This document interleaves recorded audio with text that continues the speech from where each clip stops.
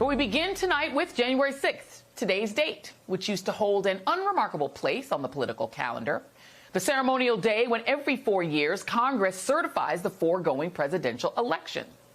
Certification Day remained unremarkable for 245 years, a mere formality that barely anyone noticed until 2021, when Donald Trump, having been tossed out of the presidency by 81 million voters following a failed first term that included 1 million COVID deaths and a recession, refused to accept being fired by the American people and instead, embarrassed by having lost to Joe Biden, lied to his enraged and disappointed supporters, telling them he hadn't lost at all, that the election had been stolen from him and from them by various phantoms, illegal immigrant voters, black and brown voters in swing state big cities, diabolical Democrats, the deep state, the voting machines themselves, and maybe even the ghost of Hugo Chavez. And with that big lie, Trump summoned his most ardent supporters to the Capitol. We're going to walk down to the Capitol, and we're going to cheer on our brave senators and congressmen and women. And we're probably not going to be cheering so much for some of them, because you'll never take back our country with weakness. You have to show strength, and you have to be strong. And we fight. We fight like hell. And if you don't fight like hell, you're not going to have a country anymore.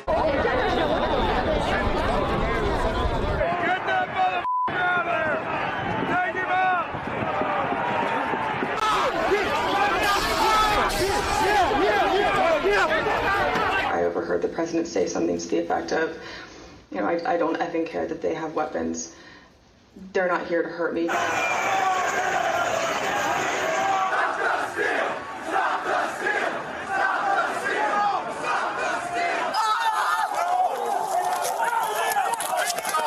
I couldn't believe my eyes. There were officers on the ground,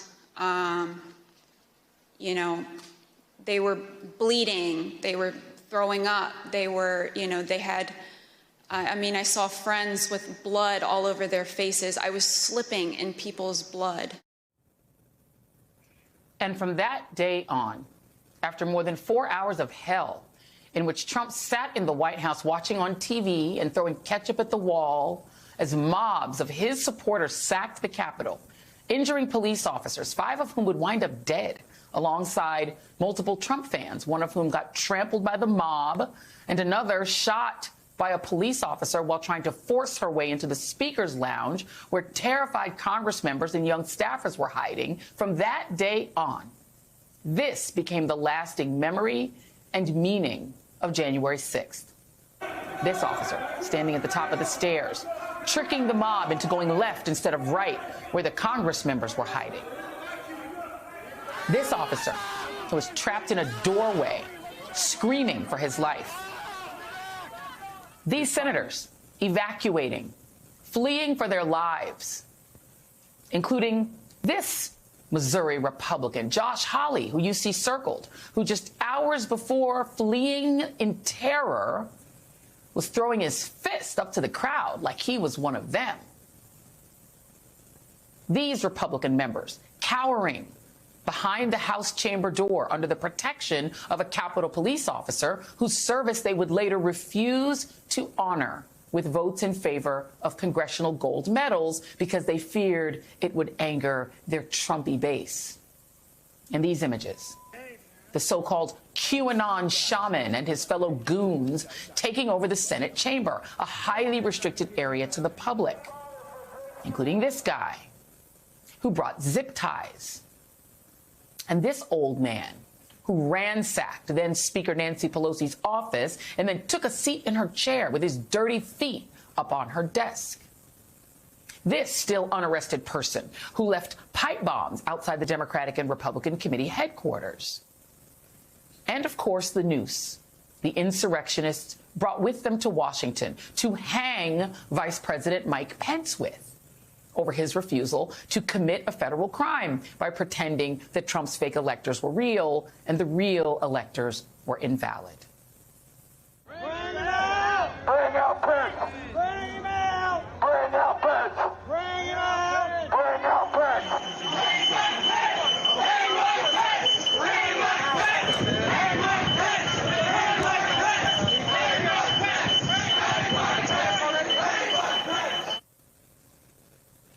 This is January 6th. From that day forward. And pretending that this is no longer what today means is, to put it bluntly, an insult to every cop that was injured that day, every terrified congressional staffer and member, every Capitol worker who had to clean up the feces the Trump mob smeared on the walls, and to every decent notion anyone ever had about this country. It's also a lie. It's a lie most Republicans and even some in the media want to tell you because it makes Republicans feel better. And apparently making Republicans feel better is really important. Since while their elected officials hid in terror with every single Democrat, the party itself very quickly changed their minds, led by Trump and their favorite billionaire news channel, Rupert Murdoch's Fox. They created a new big lie, that January 6th was just a normal tourist occasion and really not that big of a deal. Well, you know what? Sorry, but it was a big deal. It was an insurrection, the first violent sacking of our capital since the War of 1812. Trump's second impeachment was literally for the incitement of an insurrection. And the idea of forgetting that, of just moving on and pretending there's no harm, no foul, and preparing to quietly reinstall the chief insurrectionist without comment is frankly a shameful idea. The fact that so few voters found his actions disqualifying, the Supreme Court conservatives' negation of the Constitution's insurrection clause so our shameless Chief Justice John Roberts could clear the way for his reelection, all of it is, sorry, utterly shameful. Today is not a day to commemorate.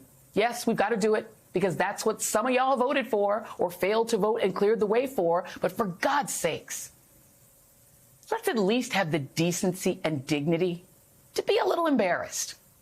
Embarrassed for the most cynical of political parties, for their supposed dear leader, for his billionaire bosses who paid to reinstall him, and for anyone who dismissed January 6, 2021 as not a deal breaker for the man for whom the violence occurred to be president again. You do realize the rest of the world can see us, right? And 14 days from today, you will hear many soberly and reverently laud the peaceful transfer of power. Well, I hate to be the fly at the picnic table, but you can't peacefully transfer power to an insurrectionist simply because it took them an extra 4 years to finish the job. This was a violent transfer of power, the most violent in U.S. history, if we're being honest. Joining me now is Congressman Benny Thompson of Mississippi, former chair of the January 6th Select Committee and ranking member of the Committee on Homeland Security. Congressman, it is wonderful to see you. And I want to give you an opportunity. You have just heard what I think about today, and I would like for you to tell us how you feel on today. Well, obviously, what you saw today is how the process is supposed to work. The certification is a formality that's required.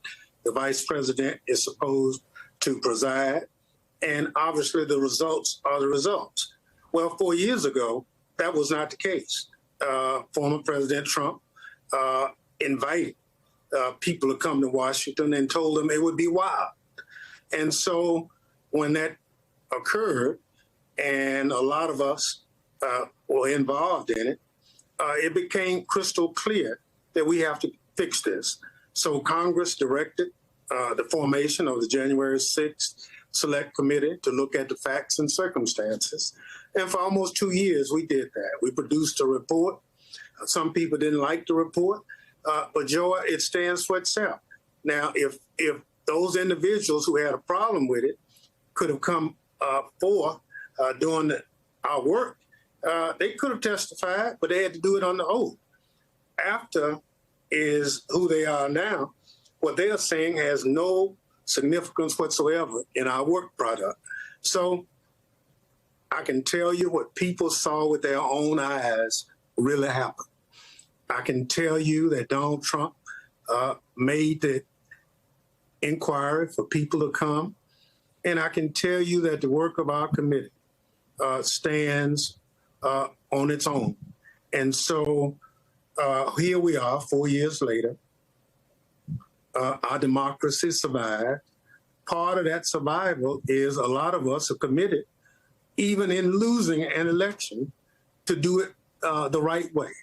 And so I said in the halls today, Jamie Raskin and myself, I'm wearing the tie that I wore 4 years ago when all this craziness occurred.